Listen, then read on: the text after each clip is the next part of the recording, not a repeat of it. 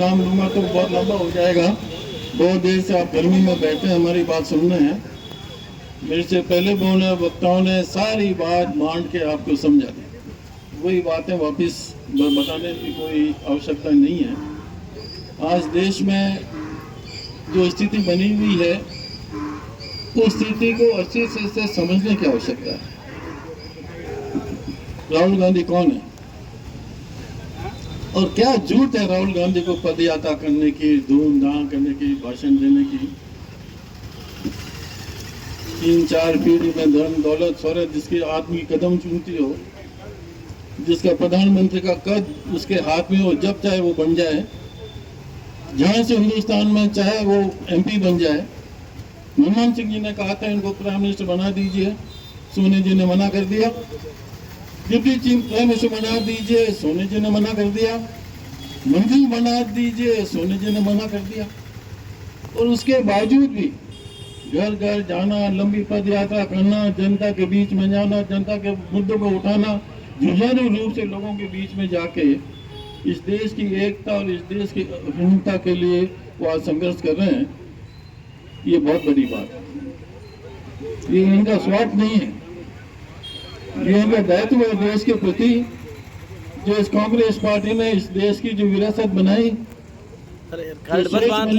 एकता बनाई, सबको साथ लेने चले की एक मिसाल दी। 70 साल तक इस देश में राज करके देश को जोड़ के रखा। उस विरासत को बचाने के लिए राहुल गांधी जी निकले और उस विरासत को तोड़ने के लिए बीजेपी पार्टी ने अपने कमर कस रखी। मेरे उम्र के लोग यहाँ बैठे हैं, 60, 70, 75 साल के लोग होंगे यहाँ पर, जिन्होंने इस देश को देखा है, नागौर जिला को देखा है, गांव को देखा है, गरीब को देखा है। जब देश आजाद हुआ था इस देश की क्या हालत थी, एक पिन नहीं बनती थी यहाँ पर। और 70 साल में ये दावा है हम लोगों का कि किसी दुनिया के किसी भी देश ने इतनी तरक्की नहीं की 70 साल में जितनी तरक्की भारत ने की है। आर्थिक रूप से, मिलिट्री रूप से, काश्तकारों के हिसाब से, सड़कें, पुल, बिजली, IIM, IIT क्या नहीं दिया इस देश को 70 साल के अंदर। और 70 साल देश के इतिहास में बहुत ज्यादा नहीं होता है। कांग्रेस पार्टी ने हमेशा दिल और दिमाग में गरीब और गांव के किसानों की हमेशा बात की है, उनके विकास की बात की है। दुख सुख में कांग्रेस पार्टी साझेदारी रही है। बीजेपी समझ नहीं पा रही है कि कांग्रेस पार्टी है क्या। बीजेपी समझ के बैठे कि कांग्रेस पार्टी एक राजनीतिक संगठन है। कांग्रेस पार्टी एक राजनीतिक संगठन नहीं है, कांग्रेस पार्टी एक विचारधारा है। और विचारधारा इस देश में कभी खत्म नहीं हो सकती कांग्रेस की। चाहे बीजेपी आए, चाहे मोदी आए, आएंगे जाएंगे चले जाएंगे, पर कांग्रेस हमेशा इस देश में जिंदा रहेगी, लोगों में दिल और दिमाग में। क्यों आज जो भी अगर बुढ़ा आदमी बैठा है, बुजुर्ग बैठा है, उसका बच्चा IIM बन रहा है, IAS बन रहा है, IAS बन रहा है, इंजीनियर बन रहा है, डॉक्टर बन रहा है, वो जानता है कि कांग्रेस ने क्या किया, कांग्रेस ने क्या नहीं किया। नई पीढ़ी को तो शायद पता नहीं होगा, जो जन्म में आजादी के बाद में तो सड़कें, कॉलेज, इंजीनियरिंग पहले ही सब बनी हुई थी। और उन लोगों से पूछिए इनके पहले जो हालत थे उस देश में, ये कांग्रेस की देन है। और कभी अचंभा होता है कि मोदी जी पूछते हैं कि विकास विकास विकास। लोग कहते हैं कि भाई LN अडवाणी जी को, मुरली मनोहर जोशी को जब बिठा दिया और जब आई लेने के लिए उनको युवराज, तो अडवाणी जी बोले भाई विकास का एक बार शक्ल देखनी होगी, उसके बाद नहीं ले जाएंगे।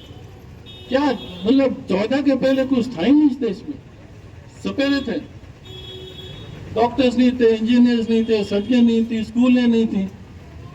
जब मोदी जी बने जब तक तो देश विकसित हो चुका था, आर्थिक रूप से एक बहुत बड़ा मजबूत एक देश अब वो उभर रहा था।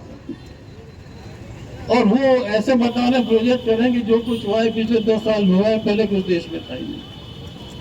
सबसे बड़ी चुनौती आजादी के बाद इस देश की थी कि इस देश को एक कैसे रखें, कैसे 36 कौम को एक साथ जोड़ कर रखें, कैसे प्रेम भाव से इस देश में रहना सीखें।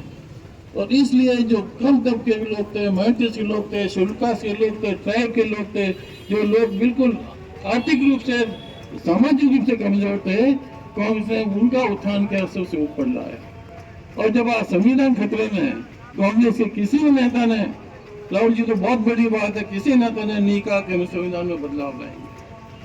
और अगर आप देखें लोकसभा चुनाव में भारतीय जनता पार्टी के कितने नेताओं ने संविधान बदलने की बात की? कांग्रेस का मुंह से सुना कभी आपने कि हम संविधान को उसको चेंज करेंगे? आजादी में कितने शहीद हुए कांग्रेस के नेता?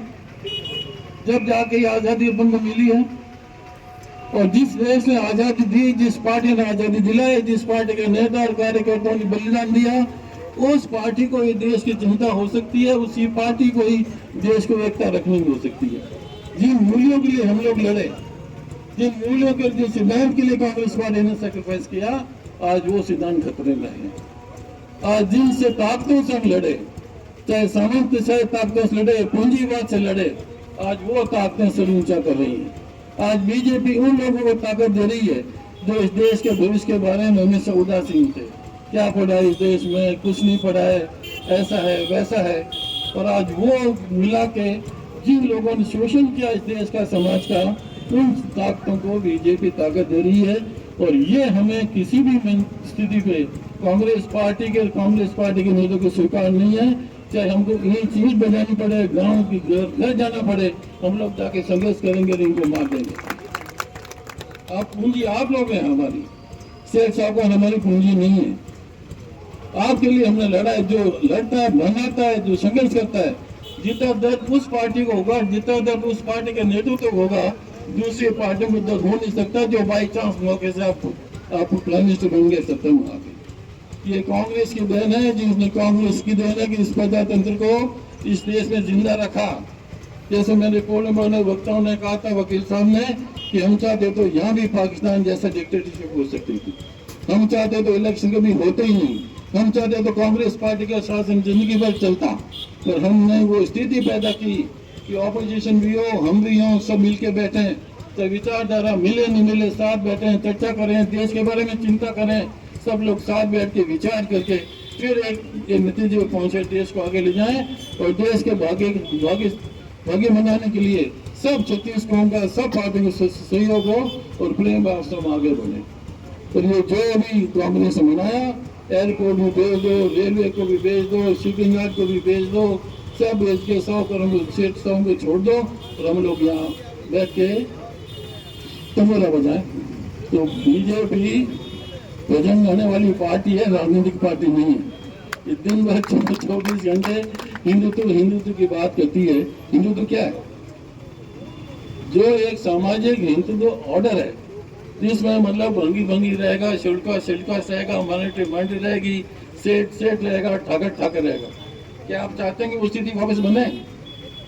जिस परिस्थितियों में हम लड़े, जिस ताकतों से हम लड़े, उन ताकतों को ये पार्टी सपोर्ट कर रही है। राहुल जी इस बात के लिए संघर्ष कर रहे हैं, इन बातों के लिए संघर्ष कर रहे हैं कि जो कांग्रेस पार्टी ने इस देश को दिया है वो नहीं मिलना चाहिए। देश को एक रखना है, अखंड रखना है, एकजुट रखना है और सबको साथ लेके विकास करना है। इसलिए धरना देने हम आपके बीच में आए।